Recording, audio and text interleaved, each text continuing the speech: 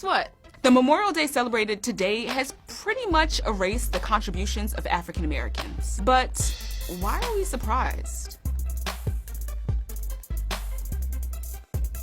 First known as Decoration Day, Memorial Day became a national holiday in 1971. But Memorial Day's traditions actually date back to the days of the Civil War. John Logan, a Union Army general, typically gets credit for founding the holiday. Here's how it really went down. The year was 1865.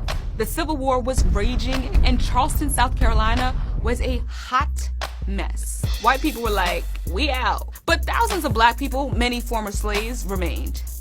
At the time, many Union soldiers were being held prisoner in a converted racecourse. At least 257 of the captives died because of the horrific conditions, and their bodies were discarded in a mass grave. Ultimately, the Union won, and a few weeks after, the Confederacy surrendered, and they packed up and left Charleston. A group of black workmen dug up the bodies, then reburied them to properly honor the fallen. They built a fence around this makeshift cemetery with a sign over the entrance saying, "Martyrs of the Racecourse." I spoke with Professor David Blight, an American historian and scholar who's credited with bringing this story to light. They held a huge parade, and it was about 10,000 people, led by black children, carrying armloads of all kinds of flowers. They paraded around the racetrack, and then they gathered as many as could fit into the cemetery compound.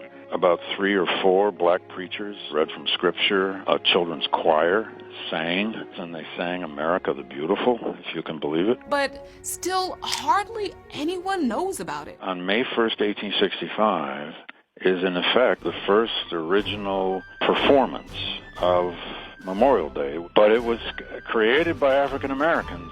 Why have black people been omitted from a critical part of this holiday's history? I've got an idea. Racism. The white South was able to control, first, its own narrative, and then a good deal of the national narrative. Despite efforts to forget the contributions of African Americans, we remember. And just as we remember all of our fallen soldiers, we must also not forget the black workmen whose noble actions became the catalyst for the holiday that we recognize today.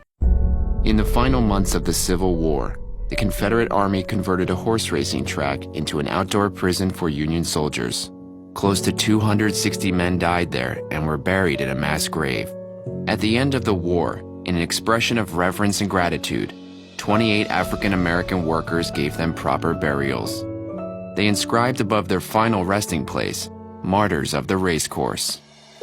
2 weeks later, thousands of freed slaves, school children, and Union soldiers made a procession to the cemetery to pay tribute to their sacrifice.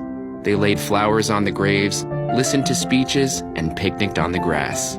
This informal observance, and others like it, would evolve over time into the holiday we know as Memorial Day. On this day, we remember and honor all of those who have died from all branches of service in conflicts fought by U.S. forces.